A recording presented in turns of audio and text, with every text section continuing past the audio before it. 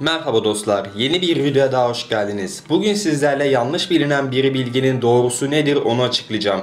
YouTube'da veya başka sosyal medya platformlarında belki görüp okumuşsunuzdur. Phineas ve Ferb'ün gerçek hikayesi diye. Bu ortada dolaşan bilgi tam bir yalan dolan. Ama gelin ilk önce sizlere bu teoriyi anlatayım. 1993 yılında Rusya'nın Lultin adlı küçük bir maden kasabasında bir çiftin Candace Flynn adında bir kız bebekleri olmuş.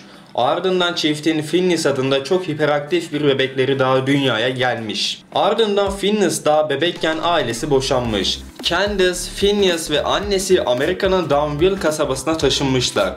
Burada çocukların annesi İngiliz Lawrence Fletcher ile evlenmiş.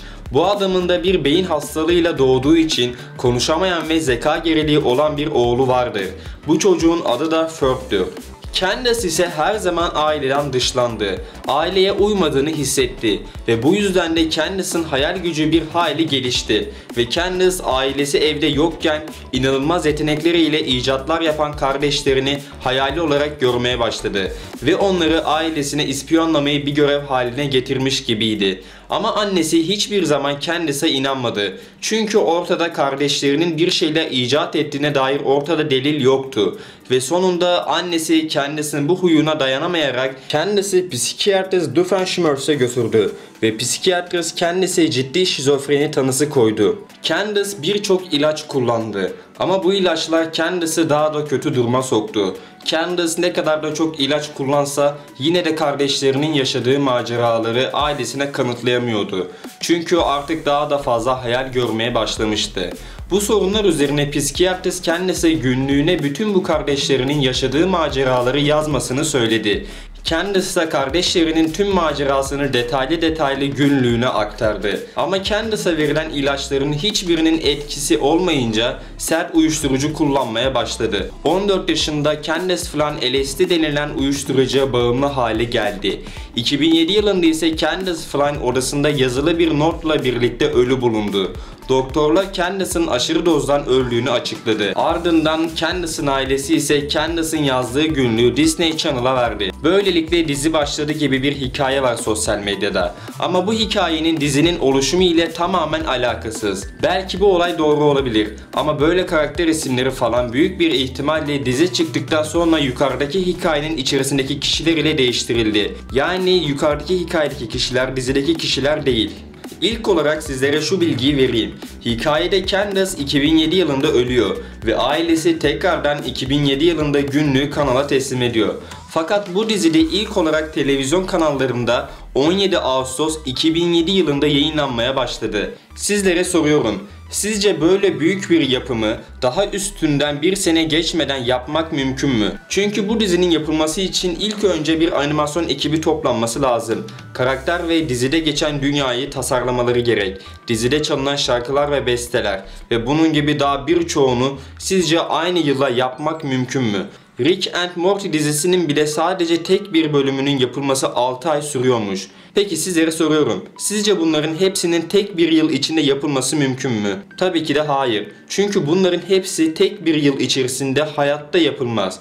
Gelin sizlere dizinin nereden ortaya çıktığını anlatayım. İlk olarak dizinin yapımcıları Dan Povenmire ve Jeff Swampy Marsh ilk olarak Simpsonların karakter tasarlama ofisinde tanışmışlar. Ardından Simpson dizisinden ayrılınca bu ikili tekrardan ayrılmamak için Nickelodeon kanalına başvuru yapmışlar. Ve Nickelodeon ofisinde birbirlerinden fazla uzakta çalışmamak için ikisi de çizgi dizilerin yazı ekibinde çalışmışlar.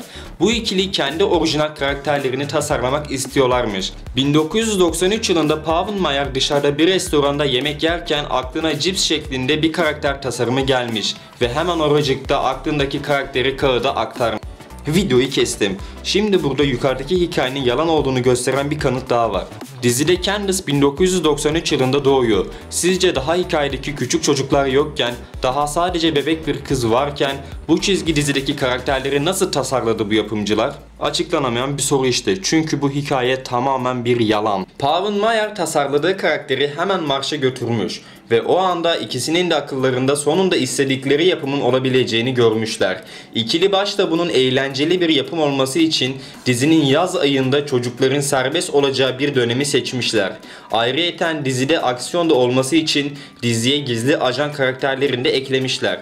O günkü restoranda çizilen tasarımdan sonra bütün karakter tasarımları çorap söküğü gibi gelmiş. İkili dizinin taslağını çıkarmışlar ve çeşitli kanallar ile görüşmeye başlamışlar. Ama çizgi dizi kanallarının hiçbiri bu yapımın karışık bir hikayesi olduğu için diziyi kabul etmemiş. Dizi böylelikle bir süre rafa kalkmış.